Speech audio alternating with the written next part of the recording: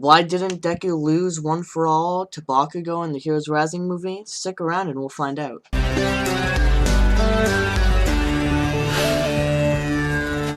Alright, and what is going on, everyone? Welcome back to another video. So today we're going to be discussing something that bugs a lot of people about the My Hero Academia Heroes Rising movie. And now that the movie is almost about to be released on Blu-ray and digital, I thought what better time and to talk about this now. And this is why, spoilers right now, why Deku didn't lose one for all to Bakugo. Now there's a huge theory about this, and it all goes back to the manga, where we saw this panel right here, where we have the previous user's one for all, but the first and second user are all blocked out. And if you look very closely, the first user of one for all looks suspiciously like Bakugo, especially with his little grenade gauntlet that he always has carrying with him. Now there's a whole theory about Bakugo being the first one for all user with time travel from a YouTuber called Turtle Quark. I'll leave the link to his video in the description, but we're going to be using his theory to push forward this theory. Now in the actual movie, All Might provides two explanations as to why one for all didn't really transfer to Bakugo, and one of them was because he was unconscious, which, let's be honest, that's stupid. That's stupid. It had these reasonings had a lot of people, like, enraged, and just, these weren't really the best reasonings, and that, the bearers of One For All allowed Deku to remain the current user of One For All, as Deku didn't necessarily want to pass it on, to Bakugo, but this is the only way. Or another fan theory is that Deku only gave Bakugo a sliver of One For All, which would only be able to use for, what was the fight, like 3 minutes long?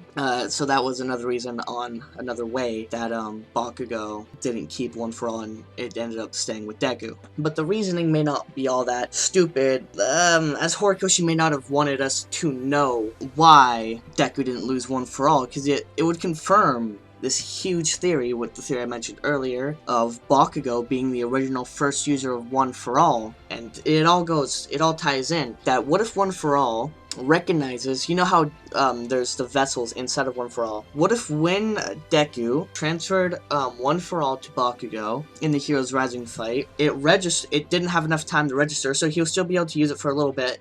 He was able to use it for 3 minutes, but then once it registered that it was Bakugo's DNA, it registered him as a previous user. It didn't matter when he used it, right? It still registered him as a previous user. He may have been older, but this goes with the time travel theory that Bakugo had traveled back in time and taught the first bearer of One For All For One's brother, how to transfer One For All and give it to Bakugo, and then Bakugo had passed it on until it brings us to Deku, kind of pushing the theory that Deku is really the last sort of user of One For All, if you want to put it that way. Now the theory goes, as like previously mentioned, when Deku had passed it on, one, it was an act of desperation, as Deku didn't truly want to pass on, but they both knew that this was the only way, and One For All recognized Bakugo as a previous user of One For All, which is why it can't be, Deku just can't transfer it back to All Might, and we can get All Might back in his pre-age with Eri, whatever, however you say it, rewinding him so he can be back into kicking butt action, as All For One does not allow previous users of the quirk or the power to reuse it. So that's why once All For One registered that it was Bakugo's DNA, it got rid of him. It got out of his system and went straight back to Deku. Which, let's be honest, if that happened like halfway through the fight in the movie, I just see Bakugo and the punch nine, and then he runs out of One For All. Did I say All For One before? I feel like I did. That's my bad. I meant All For One. I mean, fuck, One For All. If I ever said All For One, besides talking about the villain, I meant One For All. My mistake. I feel like I said that once. But it'll just be absolutely hilarious if Bakugo just ran out of One For All, like, halfway through the fight and just completely got knocked out. Although, this was an amazing scene, but that pretty much is the theory on why Bakugo didn't keep One For All, and Deku still has One For All in the movie. Let me know what you guys think of this theory down below. Again, there will be a link to Turtle Quark's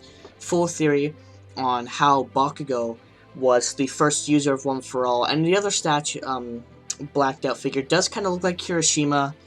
So that'd be pretty cool if we had 3 users from Class 1A of One For All. But let me know down below what you guys thought of this theory. I'd love to hear it. Coming in the next few months, I should be getting a better mic, so more of that. I don't really know what videos to make right now, so if there's like a steady decline, like a slow decline of like no uploads, just because I don't know what to upload. With that being said, thank you for watching. Remember to subscribe and stuff. My Instagram and Twitter and my anime list will be down below. And as usual, I will see you guys in the next video. Peace out.